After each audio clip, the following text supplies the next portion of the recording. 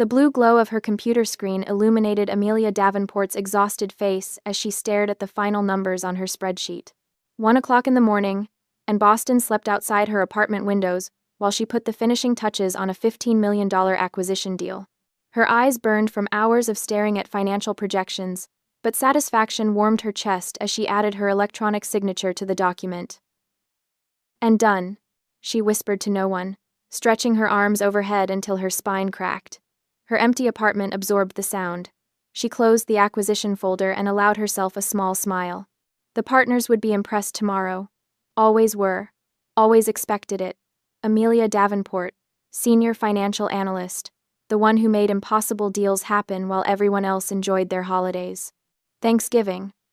The word settled heavily in her mind. Her family had canceled their traditional Connecticut gathering 3 days ago. Grace, her mother, had called with that particular tone, half apology, half irritation, explaining that both she and Angelina had come down with terrible colds. "We're just miserable, darling," Grace had sighed dramatically. "And your father's feeling it coming on too. Best to postpone until Christmas. You understand, don't you? With your work schedule, I'm sure you're relieved." Before logging off, Amelia opened Instagram, scrolling mindlessly through her feed. A new post from Angelina appeared at the top, posted just 30 minutes ago. Amelia blinked, certain she was hallucinating from fatigue. Her sister's perfectly manicured hand held up a glass of Prosecco, the Colosseum blurred artfully in the background. The caption read, "Surprise Italian getaway. When life offers you Rome, you don't say no. Blessed. Family time. No regrets." Amelia's finger trembled as she swiped through the carousel of images. Angelina posing on the Spanish steps. Grace and Caspian, her parents, lifting wine glasses on a hotel terrace, the sunset gilding their faces with warm light. A 5-star hotel room with a view that probably cost more than most people's monthly rent. "Too sick for Thanksgiving," Amelia whispered, her voice strange in the silence. A hollow laugh escaped her lips. In Connecticut. Her phone vibrated in her hand, the screen lighting up with an unfamiliar number. New Hampshire area code. Who would be calling from New Hampshire at 1 in the morning? Wrong number, probably. But after a moment's hesitation, she answered. "Miss Davenport? Amelia Davenport?" a formal male voice asked. "Speaking. This is Officer James Reynolds with the New Hampshire State Police." The man paused. "I regret to inform you that your vehicle has been involved in an accident." Amelia's stomach plummeted. "My vehicle? My Porsche?" "Yes, ma'am. A red Porsche 911, registered to you." The officer's voice was professionally detached. "It's been totaled." "Totaled?" The word came out as barely a whisper. Amelia gripped the edge of her desk, steadying herself. "That's not possible. My car is in my parents' garage in Connecticut." Silence stretched across the line. "Officer?" "Ma'am, the driver was arrested at the scene for driving under the influence and possession of a controlled substance. Blood alcohol 3 times the legal limit." Another pause. "She claims your sister, Angelina Davenport, gave her permission to use the vehicle." Amelia closed her eyes. Images flashed through her mind. Angelina asking to borrow the Porsche 2 weeks ago, those practiced puppy dog eyes. "Just for some influencer photos, Melia. Please? It'll look amazing on my feed. I promise it won't leave the garage otherwise." The trust, the $150,000 trust she had extended, yet again. "Miss Davenport? Are you still there?" "Yes," Amelia managed, her voice distant to her own ears. "Where is the car now?" "Impound lot in Portsmouth." He gave her an address, which she mechanically typed into her notes. "You'll need to file with your insurance. The officer on scene has prepared a preliminary report." Amelia thanked him, her voice sounding like it belonged to someone else. The call ended, and she sat motionless, staring at her phone. After several minutes, she pulled up her family group chat and typed, "My Porsche has been totaled in New Hampshire. Someone Angelina gave the keys to was arrested for DUI. Police just called." "Someone explain." She called her sister. Straight to voicemail. She called her mother. Voicemail. Her father. Voicemail. 10 minutes later, her phone pinged. A text from her mother. "Amelia, my goodness. Must you ruin the entire trip over this? It's just an accident. Why are you making things difficult for Angelina's friend?" Amelia stared at the text, reading it 3 times. She set her phone down carefully, as if it might explode. Her hands were trembling, but something else was forming beneath the shock. Something hard and cold and certain. She stood, moving to her closet with deliberate steps. She pulled out an overnight bag and began methodically packing essentials: a change of clothes, toiletries, phone charger. Her movements were precise, almost robotic. For 35 years, Amelia had been the responsible one, the one who picked up pieces, who paid bills, who sorted problems. Always there with checkbook open or credit card ready. Caspian's voice echoed in her memory. "You have plenty, Amelia. All you know is work. The least you can do is help your sister out occasionally." Occasionally. The word almost made her laugh. She'd paid $12,500 for Angelina's Soho credit card debt, $60,000 for 2 years of her sister's apartment rent, $48,000 for 5 years of her mother's country club fees. The numbers flashed in her head like a financial report of familial obligation. Her phone pinged again. 3 more texts from her mother, increasingly demanding. Amelia didn't look at them. For the first time in her life, she simply let her mother's demands go unanswered. Instead, she dialed another number. "You've reached Marcus Thorne. Leave a message." "Marcus, it's Amelia Davenport." Her voice was steadier now, cooler. "There's been an incident. I need legal advice about a car accident in New Hampshire. I'll be driving there now. Call me when you can." She ended the call, zipped her overnight bag, and picked up her car keys, her everyday Toyota, not the Porsche that now lay mangled in some impound lot. Before leaving, she glanced one last time at her laptop screen. She'd minimized the acquisition deal and left Instagram open. The Rome photos seemed to mock her, bright and festive. Family raising glasses without her, as always. She closed the laptop with a soft click. They'd never seen her as Amelia, only as the family ATM. But tonight, their credit line had just been permanently closed. The impound lot's security lights cast harsh shadows across the mangled remains of what was once Amelia's Porsche. I stand motionless in the pre-dawn chill, my breath forming small clouds as I take in the destruction. The once sleek red hood is crumpled like discarded gift wrap. The driver's side door hangs at an impossible angle. Shattered glass glitters across the concrete like cruel diamonds. "You the owner?" A heavy-set officer approaches, clipboard in hand, his boots crunching on tiny fragments of my $150,000 investment. "Yes." My voice sounds hollow even to me. "Amelia Davenport." He nods, flipping through papers. "Got the police report here. Driver was one Tiffany Winters, blood alcohol level .24. 3 times the legal limit," I murmur, remembering the officer's words from last night. "Yep, lucky she's alive." He shifts his weight. "She was pretty adamant about how she got the car. Stated multiple times that Angelina Davenport, that's your sister, gave her the keys directly. Said they were at some party together." My stomach tightens. This wasn't just Angelina letting someone take photos with my car. This was willful handover of keys to someone clearly intoxicated. "As the registered owner, you could have been liable for damages," he continues, watching my face. "Good thing you cooperated right away. Makes the negligent entrustment case cleaner." The words hit me with unexpected force. Negligent entrustment. Liable for damages. Had my sister bothered to consider any of this when handing over my keys? Had my mother, when dismissing the accident as an inconvenience to their Roman holiday? I sign the forms he presents, accept copies, and walk numbly back to my Toyota. The sky has begun to lighten imperceptibly in the east as I drive back to Boston. By the time I pull into my garage, exhaustion drags at every muscle, yet sleep feels impossible. In my apartment, I brew coffee strong enough to strip paint and open my laptop. The family trip photos still mock me from Instagram, but I ignore them. Instead, I navigate to a folder labeled Family Support Fund. The Excel spreadsheet inside has tracked every dollar I've given my family over the past 5 years. The numbers stare back at me, cold and unambiguous. $12,500 for Angelina's Soho credit card debt, $60,000 for 2 years of her apartment rent, $48,000 for 5 years of Grace's country club fees. The total at the bottom, $120,500. Not including the occasional small loans that were never repaid, the birthday gifts that grew more extravagant each year, the vacations I funded but rarely joined. My mother and sister have always been the architects of our family dynamic. Grace, with her obsession with appearances, pulling strings from behind carefully manicured hands.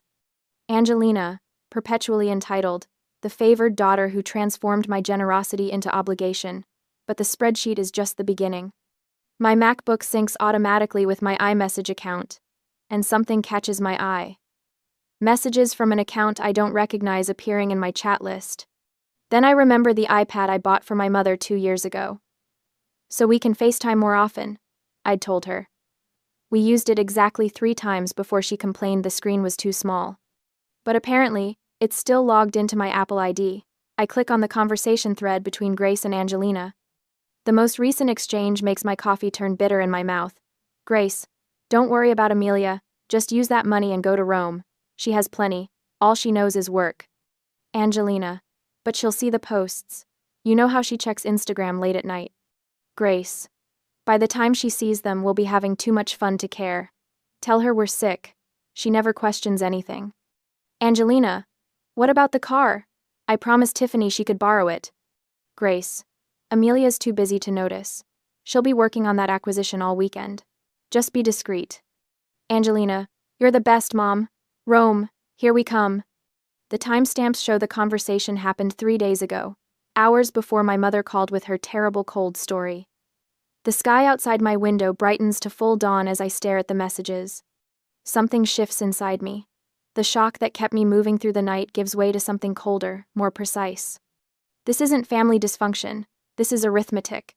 I've been paying to be excluded from my own family, I say to the empty room. The words hang in the air, undeniable once spoken aloud. I've shed enough tears over these people. Now it's time for consequences. My phone buzzes at 8 a.m. precisely. Marcus Thorne, returning my call from last night. "Amelia? Got your message. What's happened?" His voice is alert despite the early hour. I lay out everything: the accident, the Rome trip, the messages, the financial support history with clinical detachment. Jesus. Marcus breathes when I finish. "This is willful destruction of property and negligent entrustment. Your cooperation with the police was the right move to shield yourself from liability." "What do I do now?" I ask, hearing the new edge in my own voice.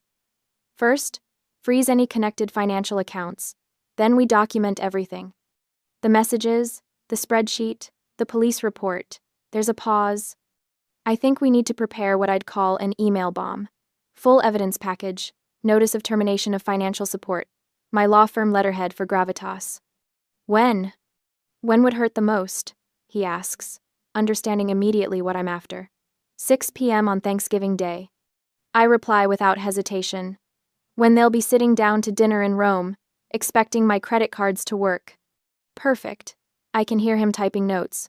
"I'll draft something while you gather the documentation. We'll send it together." I spend Thanksgiving Day alone in my apartment, working methodically with Marcus to prepare our response. This victory feels hollow. I'm losing the family I thought I had. But perhaps that family never truly existed. The next day, my phone rings at 7:42 a.m., the harsh electronic chirp slicing through my post-Thanksgiving solitude. Grace's name flashes on the screen. I stare at it, momentarily hypnotized by the sight of my mother's name, the woman currently vacationing in Rome, while telling me she was too sick for our family holiday. "Amelia, what have you done?" Grace's voice strikes like a physical blow the moment I answer. The background noise tells me she's in a public place, voices echoing, announcements in Italian. "I'm not sure what you're referring to." My voice emerges cool and measured, surprising even me. "Don't play innocent. Our credit cards were just declined at Ristorante Abruzzi. We're sitting here, completely humiliated in front of the entire restaurant." The practiced tremor in her voice, designed to trigger my automatic guilt response, washes over me without effect. I glance at my laptop, open to my bank accounts. The termination notice Marcus helped prepare went out yesterday evening, precisely as scheduled. Every supplementary card, every automatic payment, all suspended. "That's unfortunate," I say, taking a sip of my coffee. "Unfortunate? That's all you have to say? Your father had to borrow euros from another American couple. Do you have any idea how mortifying that was?" From somewhere in the background, I hear Angelina's voice rise. "Is that her? Let me talk to her." A rustling sound. Then my sister's voice cuts through. raw with theatrical tears. Amelia, the hotel is threatening to lock us out of our room. My entire trip is ruined because of you. How could you do this to me?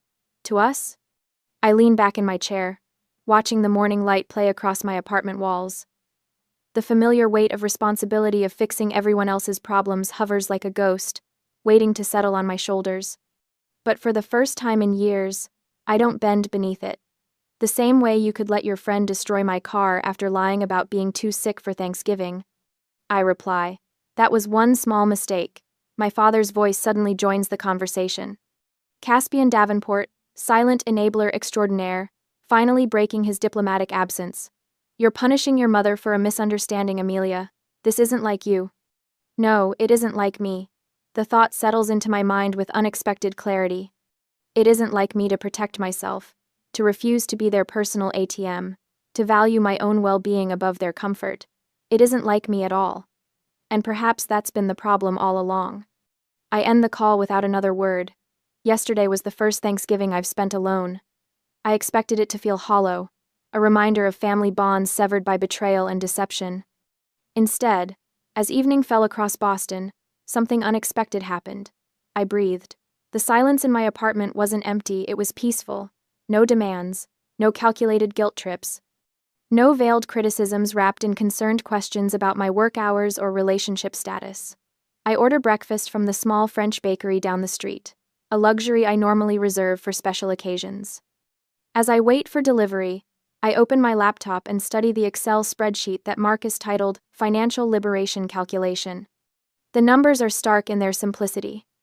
$12,500 for Angelina's Soho credit card debt.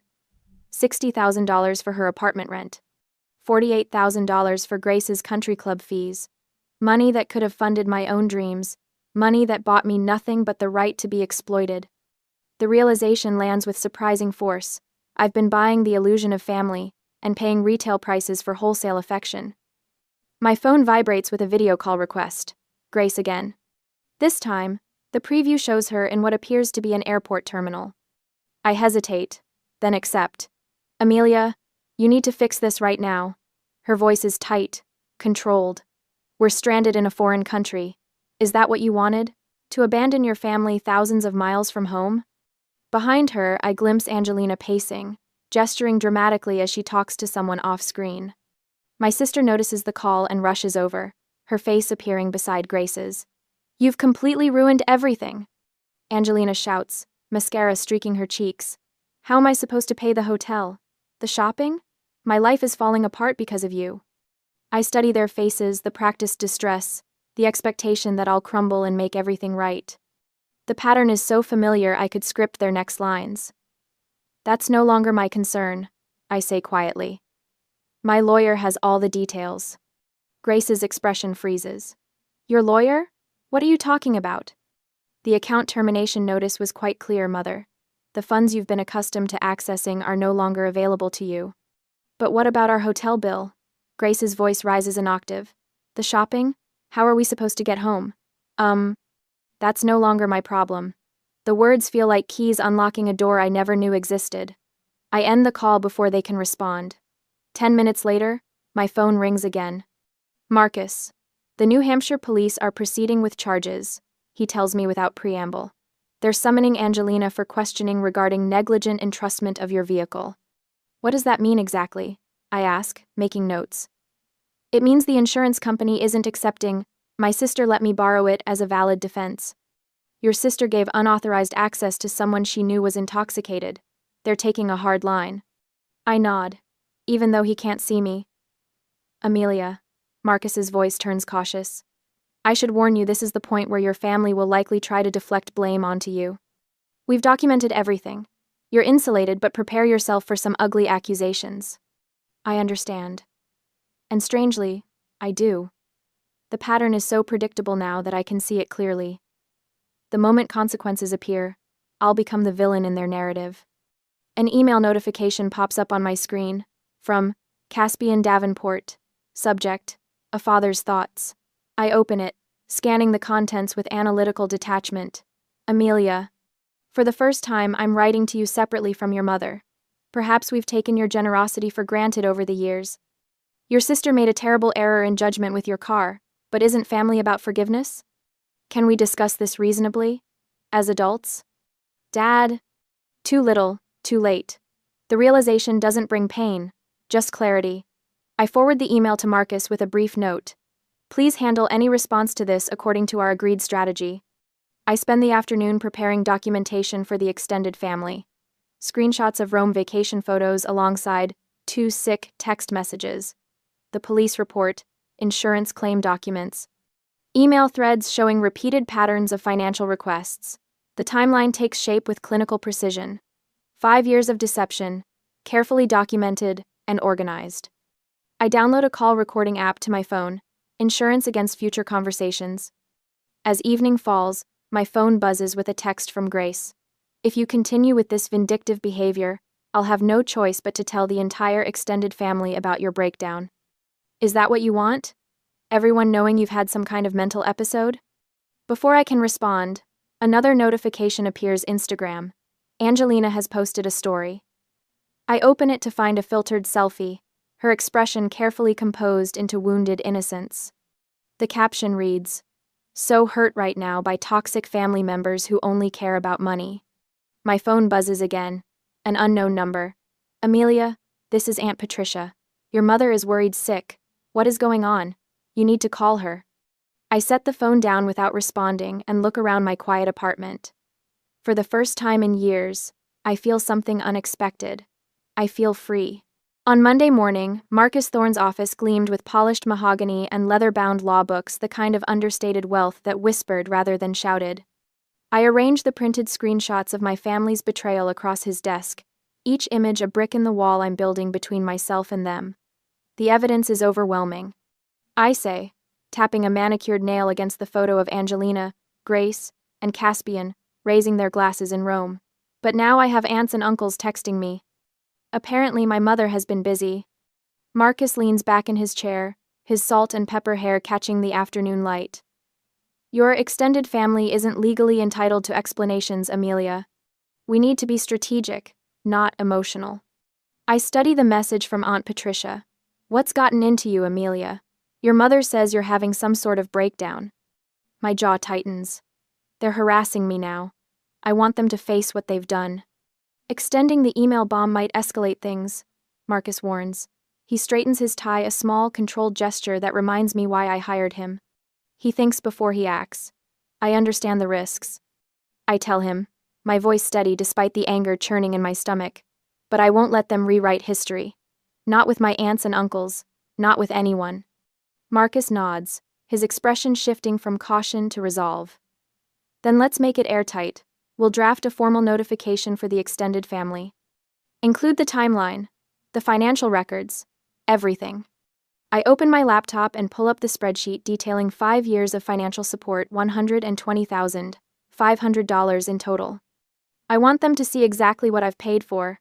The numbers tell a story more damning than any accusation. We work through the afternoon, crafting an email that's both professional and devastating in its completeness. No accusations, just facts, dates, amounts, screenshots. The email bomb too. This should prevent any further harassment from your extended family, Marcus says as I press send. Should, I repeat, unconvinced. I've underestimated my mother's ability to manipulate for decades. Why stop now? I'm right not to be optimistic. 2 days later, my cousin James calls. Amelia, there was a family conference call last night, he begins, hesitation in his voice. Your mother organized it. Let me guess I wasn't invited, I say, watching Boston's skyline through my apartment window. The city feels solid, predictable, unlike my blood relatives. She says you're having some kind of mental health crisis. James continues, clearly uncomfortable. That you've always resented Angelina's lifestyle and beauty. That you're using money to control everyone. I close my eyes, feeling the familiar weight of my mother's manipulation. Did she mention the $150,000 car her golden child let a drunk friend destroy? Or the fact they were all in Rome after claiming to be too sick for Thanksgiving? Silence stretches between us. She edited those parts out. James finally admits, I'm not surprised. My voice is calm now, the calm that comes after accepting what you're up against. Did anyone question her version? Not really. You know how Grace is. Very convincing. After we hang up, I open Instagram. Angelina has been busy. Her latest story shows her with carefully applied makeup that emphasizes her red-rimmed eyes. The caption reads, "When toxic family members show their true colors." I scroll through the comments. Relatives and friends offering sympathy, promising support. Several have contributed to what appears to be an impromptu fundraiser. Struggling after family abandonment. Any help appreciated. The calculated public shaming makes my blood boil. Not a single mention of the crashed car or the Rome trip. Just Angelina, the victim, abandoned by her cruel sister. My phone buzzes with a text from Marcus. "Call me immediately. Someone contacted your workplace." I dial him, my heart racing. "Your sister has been sending direct messages to your colleagues," Marcus says without preamble, "suggesting they perform a wellness check on you, implying you're unstable." "That's defamation," I say, professional instincts kicking in despite the personal betrayal. "Exactly. I've intercepted them and sent a cease and desist." His voice hardens. "I've also contacted your bank. There have been unauthorized access attempts to your accounts." "My mother," I say immediately. "She had my passwords years ago, for emergencies." "The bank is documenting everything," Marcus assures me. "And the insurance investigator's report explicitly supports your version of events. Your sister gave unauthorized access to your vehicle." I sink into my sofa, suddenly exhausted. "They're not going to stop, are they?" "No," Marcus says simply. "But neither are we. I've sent a formal letter to the extended family. This is a legal matter now, not a family spat." Later that evening, my email pings with a message from the New Hampshire prosecutor's office. Subject line, Re. Davenport vehicle incident.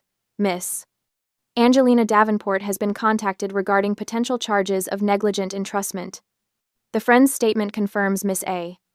Davenport knowingly provided keys to an intoxicated individual. I forward it to Marcus with 2 words. "It's working." His reply is immediate. "Your father called. They've called an emergency family meeting. You weren't invited." I actually laugh at the absurdity. They're still trying to solve this without me, as if I'm an inconvenient detail rather than the central figure in their financial universe. The next morning brings signs that their carefully constructed world is crumbling. An email from Angelina's apartment management company mistakenly copied to me. Final notice. Eviction proceedings due to non-payment. A voicemail from the Willow Creek Country Club manager for my mother. "Mrs. Davenport, your membership has been suspended pending payment of outstanding fees." And finally, an email from my father sent from his personal account, not the family group chat. "Amelia, I believe we need to talk. Just you and me. Your mother doesn't know I'm contacting you. Caspian." I forward it to Marcus without replying. 10 minutes later, my mother's name appears on my phone screen. I decline the call, but her voicemail is immediate and furious. "How dare you turn your father against me?" Grace's voice trembles with rage. "Angelina is devastated. We're your family, Amelia. You can't just cut us off when we need you most." I save the voicemail as evidence and text Marcus. The facade is cracking. His response comes quickly. "Family systems destabilize when enablers start questioning. Hold your position." I stare at my father's email again. For the first time in my life, he's reached out independently, without my mother orchestrating the interaction. It's too little, too late, but it confirms what I already knew. Without my financial support, my sister's influencer lifestyle is impossible to maintain. My mother's social standing is crumbling. My father is finally questioning the family dynamic. I close my laptop and look at the spreadsheet one last time. $120,000. $500 over 5 years. The price of being the family ATM. Not anymore. The family intervention email arrived on a Tuesday morning while I was reviewing quarterly projections. 8 signatures at the bottom. Aunts, uncles, cousins, I barely spoke with, all urging reconciliation in carefully coordinated language. "Blood ties are permanent, Amelia," the email insisted. "One unfortunate mistake shouldn't erase a lifetime of family bonds." I snorted, scrolling through their transparent manipulation. The email suggested family therapy with me covering everyone's costs. Naturally, references to my parents' advancing age and potential lifetime regrets, peppered the text. Buried among the manipulative platitudes was a separate note from my father. Amelia, I recognize we've taken advantage. Perhaps we could speak. Just the two of us? Too little, too late. My phone buzzed with a text from Marcus. Check your email. Something from Hannigan and Associates just arrived. I switched screens to find an official legal letterhead from my mother's country club friend, now apparently the family attorney. The threatening tone was immediate. Our firm has been retained to address the emotional distress damages suffered by the Davenport family due to your vindictive actions. I scanned the document, my jaw tightening. Claims that I had intentionally damaged family relationships, suggestions that my personal vendetta could harm my professional reputation. A pointed reminder that Angelina now faced criminal charges, which they framed as entirely my fault for needlessly escalating a minor misunderstanding. The letter concluded with a particularly manipulative flourish, an invitation to the extended family Christmas gathering in Connecticut, with clear strings attached. Attend and reconcile, or be permanently excluded from the family. The implication hung heavy. This was my last chance to be welcomed back into the fold. My finger hovered over Marcus's number. A familiar wave of doubt crashed over me, the old pattern of guilt resurfacing. What if they were right? What if I was overreacting? The threat to my professional reputation sent a cold shiver down my spine.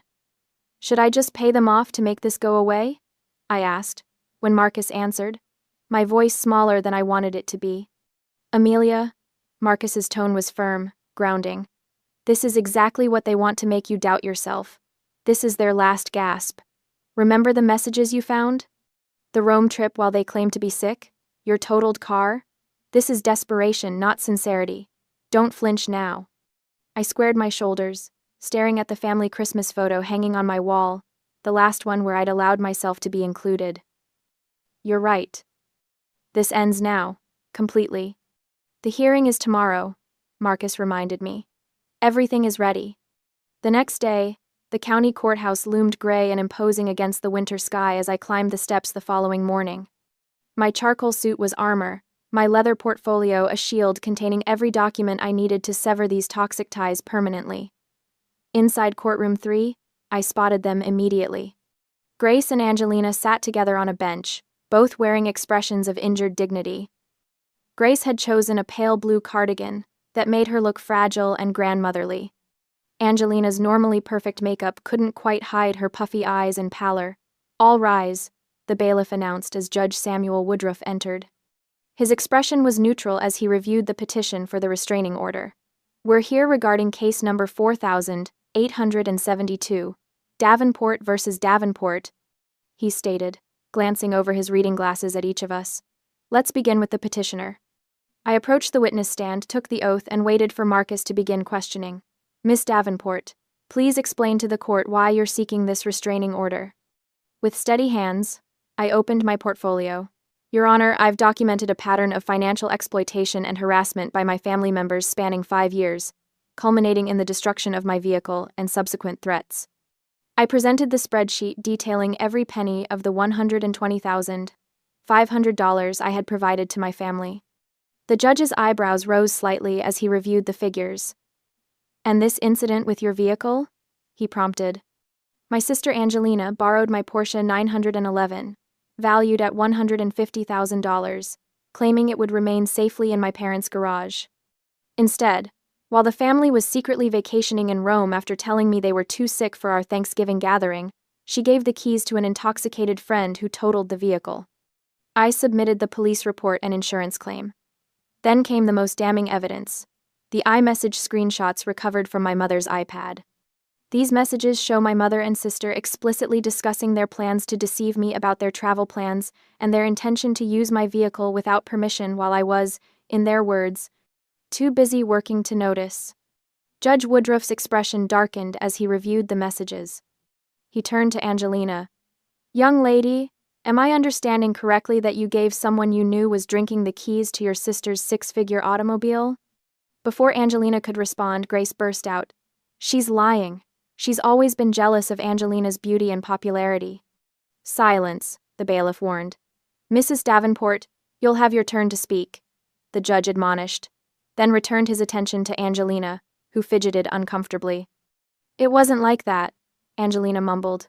Tiffany only had a couple drinks. How was I supposed to know she'd wreck it? The judge's face hardened. He spent several minutes reviewing the complete evidence package before looking up. In my 15 years on the bench, I've rarely seen such a stunning pattern of financial exploitation and harassment, he stated flatly. This court grants the 5-year restraining order against Angelina Davenport. Additionally, I'm issuing a stern warning to Grace and Caspian Davenport regarding harassment. The cease and desist letter is hereby validated by this court. Grace made a choked sound. Angelina began to cry. Miss Angelina Davenport, you'll serve 1 year of probation for your role in this incident. Consider yourself fortunate the charges weren't more severe. As we left the courtroom, Marcus squeezed my shoulder. Perfect execution, Amelia. It's over. 2 weeks later, I received the insurance settlement for the Porsche, $35,000 for the salvage value of the wreckage. The check felt lighter than it should have as I drove to the Beacon Hill Women's Shelter. The director met me at the entrance, her eyes widening as I explained my donation. This is extraordinarily generous, she said, accepting the check. It's the right thing, I replied, feeling a weight lift from my shoulders. Later that evening, I posted a single photo to my Instagram, the donation check with the shelter's logo visible. In the memo line, I'd written, "Sold the wreckage, bought my freedom." The final piece arrived from Italy a month later, a crystal leaning tower of Pisa paperweight I'd ordered online. I wrapped it carefully with a note inside. Congratulations on your trip. This is the last thing you will ever receive from me. I addressed the package to my parents' Connecticut home and dropped it at the post office without hesitation. As the postal worker placed it on the outgoing mail cart, I watched my former life roll away, my shoulders finally free of its weight. A year later, I arranged the last carefully wrapped gift on my coffee table, a journal with a soft leather cover for Meredith, the young woman at the shelter, who reminds me so much of myself 6 months ago. My new apartment feels right-sized now, a studio with character in a brownstone off Commonwealth Avenue rather than the cavernous luxury high-rise that echoed with emptiness. Perfect, I whisper, surveying the stack of thoughtful presents for the women at Beacon Hill. Nothing extravagant, nothing that screams price tag. Just useful things chosen with care, warm scarves, journals, gift cards for coffee shops. My phone hasn't buzzed with a family emergency in months. The silence used to feel like abandonment. Now it feels like freedom. I glance at my reflection in the window. Outside, Boston glitters with Christmas Eve lights, snow falling in gentle drifts. Inside, I'm wrapped in a simple cashmere sweater, hair loose around my shoulders. The tension lines around my eyes have softened. The woman staring back looks unburdened. Unlike in the past when I was calculating which branch of the family tree might ambush me with financial requests, rehearsing polite refusals that never made it past my lips, tonight I am looking forward to the shelter's holiday dinner. Anticipation rather than dread. The difference staggers me. I pick up my journal from the side table, the practice my therapist suggested 6 months ago. I flip to the entry from yesterday. December 23. Dr. Winters asked an interesting question today. When did I first realize my family had weaponized my provider role? Looking back, I see it was there all along. The manipulative praise when I paid for something, the cold shoulder when I hesitated, the subtle way they'd say, "Well, you can afford it. All you do is work," as if my success was an insult to them, rather than an achievement they could celebrate. Setting boundaries no longer feels like a betrayal. It feels like breathing. I finally understand the difference between generosity and exploitation. One fills you up, the other drains you dry. I close the journal, feeling the truth of those words settle into my bones. My phone pings with a message from my firm, a notification about my recent promotion to senior financial analyst. I allow myself a moment of pride without the immediate calculation of how this raise might benefit everyone except me. These days, I fund causes I believe in from a place of choice, not obligation. The monthly donation to Beacon Hill Women's Shelter gives me more satisfaction than years of covering Angelina's rent ever did. The practical sedan parked outside represents more than transportation. It's a declaration that I choose substance over show, utility over impression. A knock at my door pulls me from my thoughts.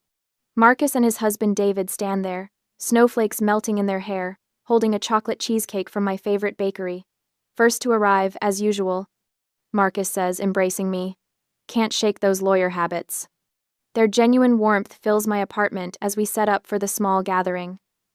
Soon Meredith arrives, then Lisa and Janelle from the shelter. The conversation flows without the undercurrent of calculation I grew accustomed to at family gatherings. When Meredith pulls me aside, her eyes swimming with tears as she describes her brother's latest demand for just a small loan, I recognize the guilt in her expression. Your generosity should be appreciated, not expected, I tell her quietly, the words I needed to hear months ago. Here are some resources that helped me.